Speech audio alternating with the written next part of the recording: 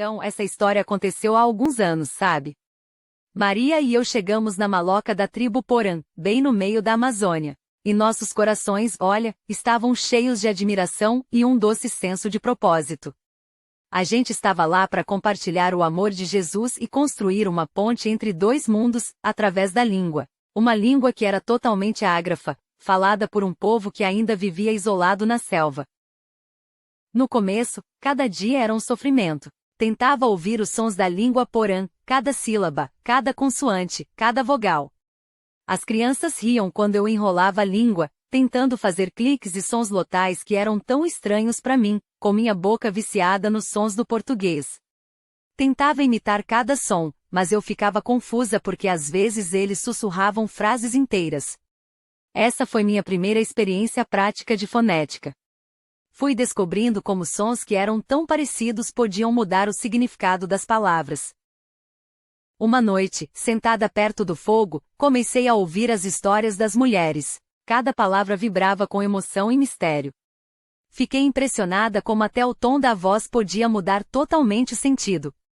A língua deles tinha um sistema fonológico complexo, cheio de harmonia vocálica. Inspirada, comecei a esboçar um sistema ortográfico. Para isso, tive que transcrever centenas de palavras usando o alfabeto fonético internacional.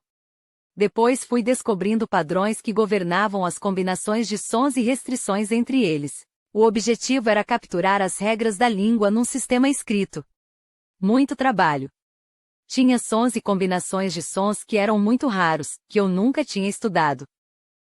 Fui mergulhando mais e mais na língua e na cultura, meu vocabulário crescia a cada dia. Percebi como palavras isoladas em porã podiam transmitir o que em português levaria uma frase inteira. A língua era rica em estruturas morfológicas. Verbos complexos que indicavam quem estava fazendo a ação, a direção da ação, o tipo de movimento, tudo numa única palavra.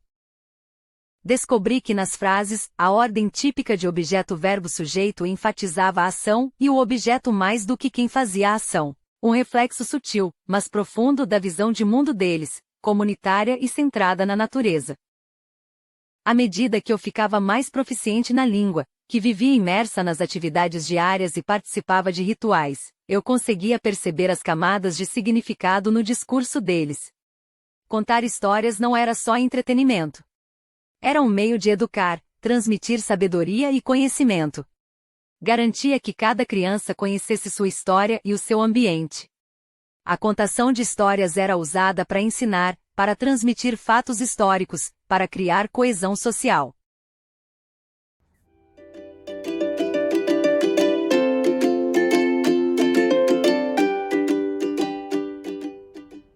Um dia, vocês não imaginam o que aconteceu. Numa cerimônia super importante de colheita, eu, toda ansiosa por mostrar minha proficiência linguística, acabei criando um grande problema. Eu falei e pronunciei errado uma palavra. Ela era tão parecida, mas falei com um tom diferente. Todos abaixaram os olhos.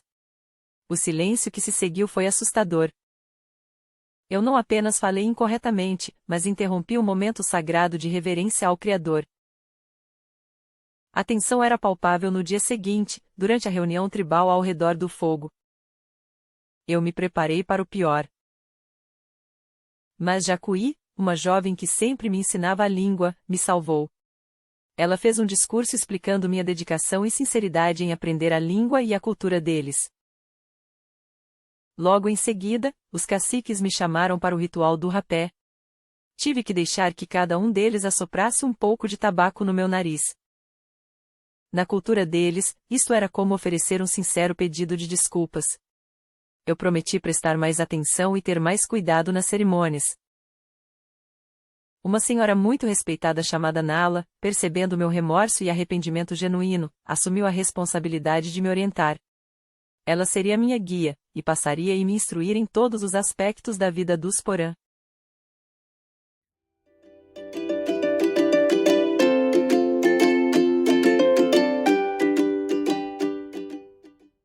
A partir daquele dia, Nala sentava-se comigo perto do fogo todas as noites, e conversávamos por horas. Ela se tornou minha professora, minha guia, e minha melhor amiga. Lentamente, sob a sua orientação, minha compreensão da língua e das suas nuances culturais foi se aprofundando. Finalmente, aprendi que até mesmo sussurrar em alguns pontos de uma história era essencial para comunicar emoção e criar uma conexão profunda. Aprendi que a postura e a linguagem corporal eram importantes. Aprendi que não devia olhar as pessoas nos olhos quando fosse fazer um discurso. Com a ajuda da Nala, entendi que conhecer um idioma era muito mais do que aprender milhares de palavras e um monte de regras gramaticais. A língua porã tinha agora uma personalidade, uma alma. Quando eu falava em porã, sentia quase como se eu fosse uma nova pessoa. Minha perspectiva de tudo estava se expandindo. Eu podia ver as pessoas, e a vida, através de um novo par de óculos. Meses depois, tive outra chance de falar num ritual. Desta vez, minhas palavras foram corretas. Meu tom de voz foi apropriado. Minha postura era respeitosa. Até sussurrei sem perceber em alguns momentos do meu discurso. Senti uma conexão profunda com todas as pessoas presentes.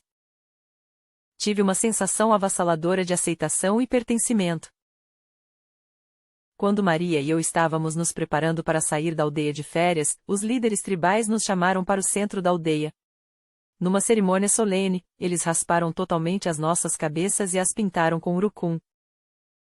Esta era uma prática reservada apenas para algumas pessoas. Só quem passava por esse ritual eram os contadores de histórias oficiais, aqueles que tinham algo significativo para oferecer à comunidade. Este ritual marcou a nossa aceitação e integração na tribo, não apenas como aprendizes, mas como portadores de sabedoria. Todos agora nos ouviriam com atenção e respeito. Agora éramos um deles. Enquanto estávamos ali, com as cabeças pintadas de vermelho, e os corações cheios de alegria, entendi que a língua é muito mais do que apenas uma ferramenta de comunicação. É uma ponte que conecta corações, mentes e mundos. Minha jornada com os porã me ensinou o verdadeiro poder da amizade, da língua e da cultura. Os três são inseparáveis. Essa é uma lição que carrego comigo para sempre.